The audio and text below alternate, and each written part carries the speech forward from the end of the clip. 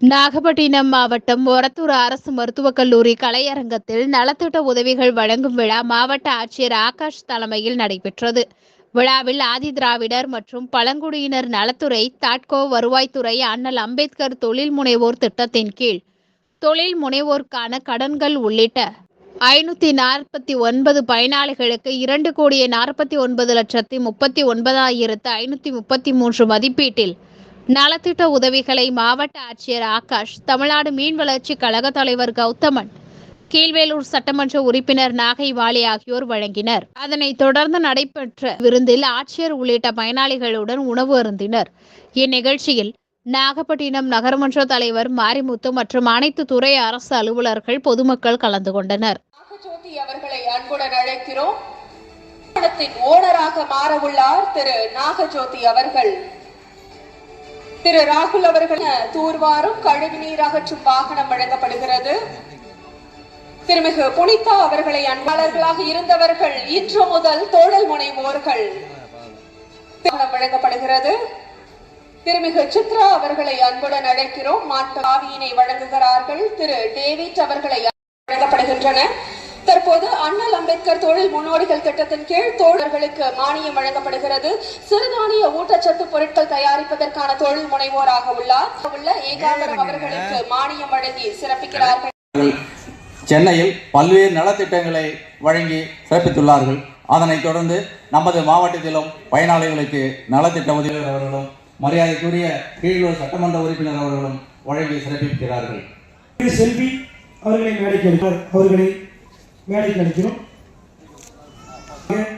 நன்னிலம் மகளிர் நிலவுடைமை திட்டத்தின் மூலமாக திருமதி விஜயலட்சுமி என்பவர்களுக்கு, அடுத்ததாக ராஜ்குமார் என்பவருக்காக சுற்றுலா வாகனம் முதலமைச்சர் ஆதிதிராவிடர் பழங்குடியினர் CM திட்டம் மூலமாக, பணியாளர் நலவாரியம் மூலமாக கல்லூரி படிக்கும் மாணவருக்கு ஊக்கத்தொகையாக திருமதி சினேகா அவர்களின் தூய்மை பணியாளராக இயற்கை மரணம் அடைந்திருக்கார்.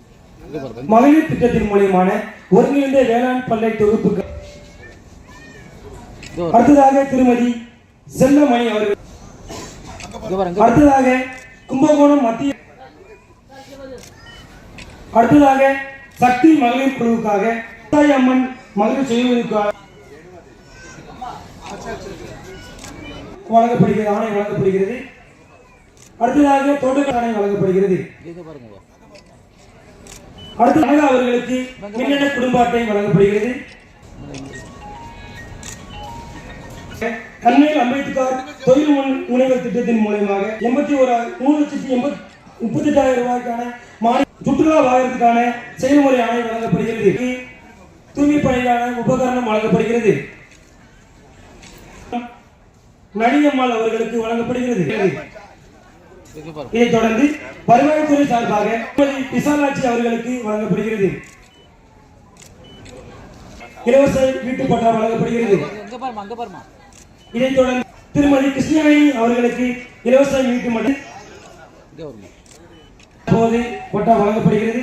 இவரை தொடர்ந்து திருமதி அவரை தொடர்ந்து திருமதி சீதாலட்சுமி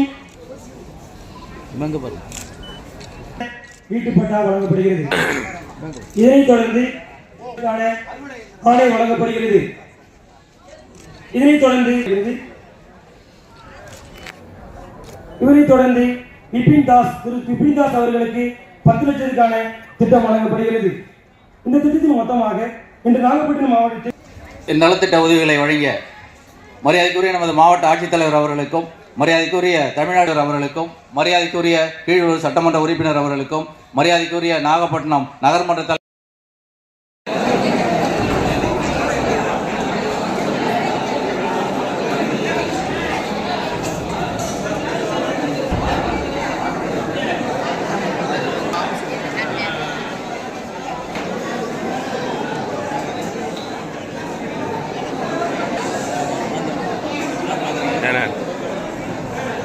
வச்சுட்டு